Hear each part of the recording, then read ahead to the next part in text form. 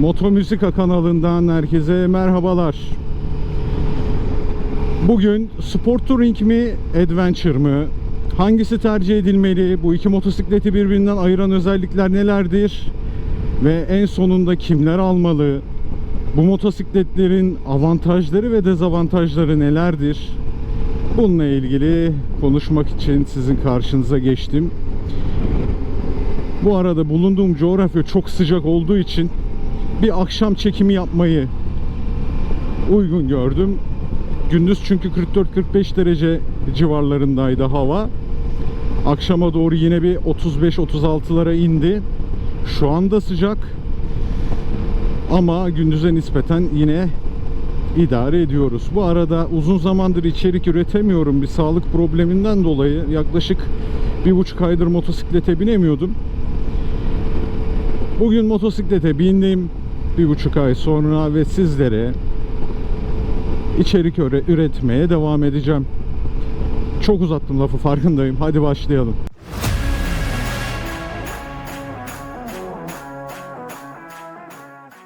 Sport Touring ve Adventure. Şimdi bunlardan bahsedebilmek için size önceki motosikletlerimden bahsetmek istiyorum. Ben o zamanlara Sport Touring'in Sport Touring olduğu zamanlar diyorum. 2006, 2007, 2008 Phaser 6 Phaser'lar, CBF 1000'ler,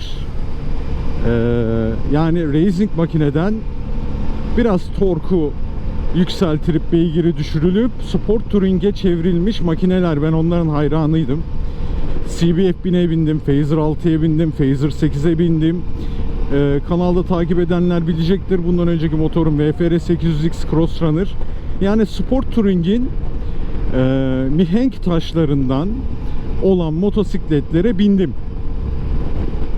Adventure makinelerde hangilerine bindim diyecek olursanız, işte şu an binmiş olduğum Suzuki V-Strom DL650, daha öncesinde R1150 ve R1200 GS, Varadero, hala ismi söyleyemiyorum, F800, F700 GS'ler, çift silindir ve tek silindir F650 GS. Yani bir sürü makineye bindim. Adventure ve Sport Touring olmak üzere. Şimdi bu konu dünyanın tartıştığı bir konu. Kesin net bir şu şudur bu budur denilemiyor ve hep tartışmaya açık. Tartışmaya açık olduğu için de ben kendi fikirlerimi, kendi kanaatlerimi size anlatmak istiyorum. İki motosiklet türünü kullanan biri olarak. İlk olarak bu motosikletlerin genel bir özelliğinden bahsetmek istiyorum. Bu motosikletler, ilk önce Sport Touring'den bahsedecek olursak, dediğim gibi süper sport motosikletin motor bloğu alınıp, eskilerden bahsediyorum, bu ehlileştirilip biraz oturma pozisyonu dikleştirilip asfalt odaklı racing, daha doğrusu süper sportun amortisör oranından nispeten daha geniş çalışma aralığı ama bir adventure makineden daha dar çalışma aralıklı amortisöre sahip olan motorlar bunlar. Bununla konforu yaşarsınız, adrenalini yaşarsınız ve içinizdeki apaçıyı her fırsatta çıkartırsınız. Sport Touring'in amacı bu. Uzun yola da gidersiniz. Ama şöyle bir durum var. Adventure'la kıyaslayacak olursak, Adventure nispeten daha yavaş kalsa dahi Adventure'ı Sport Touring'den ayıran özellik şu oluyor: bilmediğiniz yollara da gidebilirsiniz. Sport Touring makinede bozuk yol, asfaltı kötü olan yol, daha doğrusu bilmediğiniz bir yolda gitmek biraz sıkıntılı olabilir. Şimdi ana özellik olarak Sport Touring makineler asfalta odaklı olduğu için lastiklerin çapları daha geniş olur, taban çapları, ve asfaltı daha iyi tutmak üzere yapılır. Ve nispeten çoğunun ağırlık merkezi ön taraftadır. Çünkü asfalta daha iyi bir tutuş sağlamak, daha iyi viraj yapmak, daha iyi yatış açısı sağlayabilmek için böyle dizayn edilmiştir. Adventure makine ise bunun tam tersi, teker çapı 19 inç, 21 inç olmak üzere yüksek Ve teker taban genişliği, daha doğrusu teker tabanını dar olan motosikletlerdir. Bu da asfaltın dışında herhangi bir bozuk yolda daha iyi tutuş sağlaması için. Nispeten adventure makineler ağırlık merkezi ortada olan makinelerdir. Şimdi çok böyle terimlerden bahsettim. Biraz kafa karışıyor ama sonunda toparlayacağım. Bu arada geri dönmemin şerefine abone olur, yorum yapar, sorular sorarsanız çok teşekkür ederim. Beğenmeyi de unutmayın.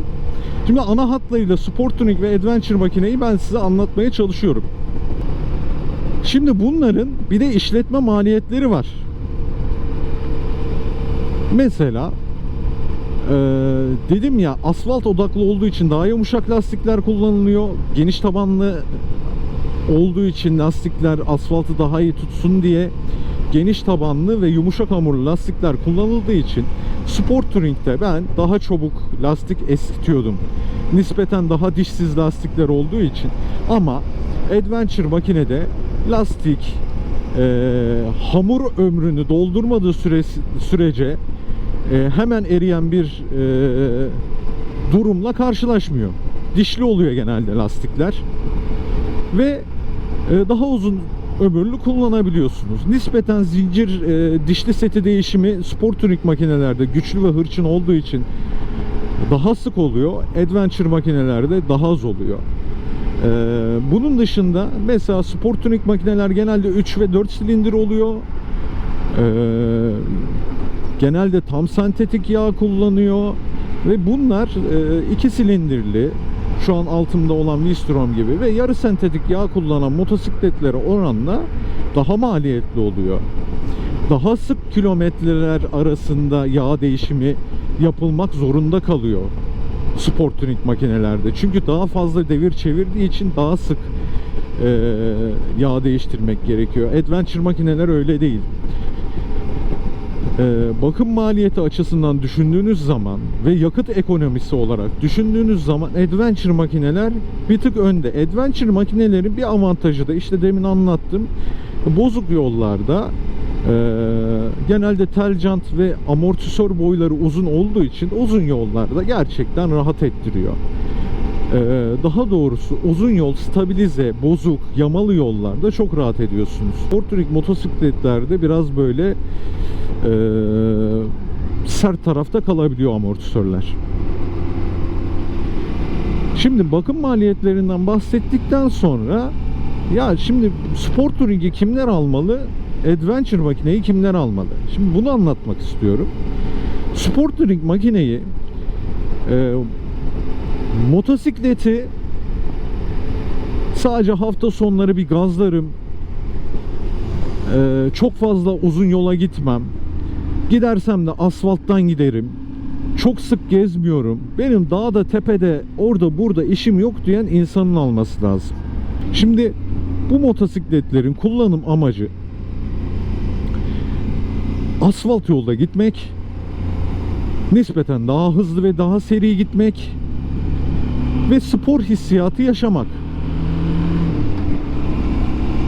Şimdi Adventure tarafına geçtiğimiz zaman, Adventure'da ise konu şu: ben A noktasından B noktasına daha güvenli bir şekilde gideyim, daha sorunsuz bir şekilde gideyim. Çok uzun yollar yapacağım için bakım maliyeti düşük olsun ve asfalttan bir anda toprak yola girmek istersem bununla baş edebilsin. Tamamen konu bu. Ya daha teknik konulara girmek istemiyorum. Sizi daha çok sizin zamanınızı almak istemiyorum ama ana hatlarıyla bu. Ben yeni yerler keşfedeceğim zaman, arazi odaklı gideceğim zaman Adventure makineye bindim. Bazen bu 4 silindir istediğim zaman ya da içimdeki Apache biraz öne geçtiği zaman Sport Touring makinelere bindim. Konu bu. Tabii ekonomi de çok etkiliyor.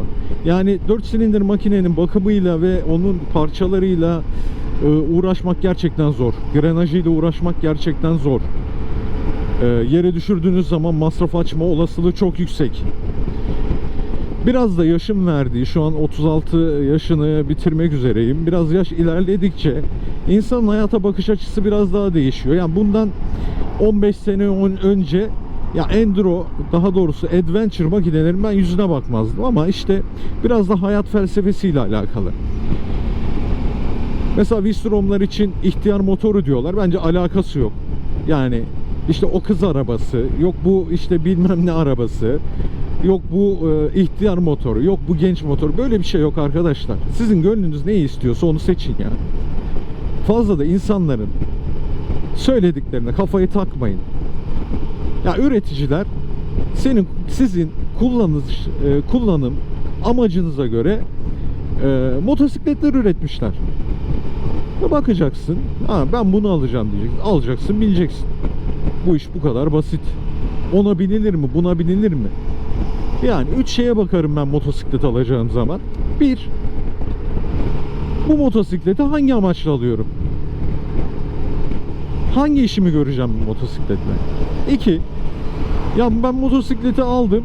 Bunun bakım maliyeti nedir? Bu ne kadar yağ alır? Kaç tane buji gider? Efendim kaç tane lastik eskitir? Nasıldır? Ne değildir? Buna bakarım. Önce olarak gönlüme siniyor mu, sinmiyor mu? Ben bununla mutlu olur muyum, olmaz mıyım? Buna bakıyorum. Buraya kadar beni izlediğiniz için çok teşekkür ederim. Biraz görüntü kötü olabilir. Gece sürüşü ilk defa deneyimliyorum. Kameramın performansı nasıldır hiç bilmiyorum. Aksaklıklar olmuşsa kusura bakmayın. Ve videoyu kapatalım isterseniz. Ege rotaları videolarına devam edeceğiz. Seyahat videolarımız devam edecek. Hem iklim hem de benim sağlık problemimden dolayı çok uzun yola gidemiyorum motosiklet üzerinde. Toparladıktan sonra iklimde izin verdikten sonra Ege rotalarına devam edeceğiz. Şimdilik motosikletle ilgili bana sorulan sorulara cevap vermeye çalışıyorum. Sizin aklınıza takılan soru olursa sorabilirsiniz. Takip etmeyi, bana destek olmayı unutmayın. Beğenmeyi unutmayın. Kendinize çok iyi bakın. Kimsenin özgürlüğünüzü elinizden almasına izin vermeyin. Motosikletle kalın. Kendinize çok iyi bakın. Hoşça kalın.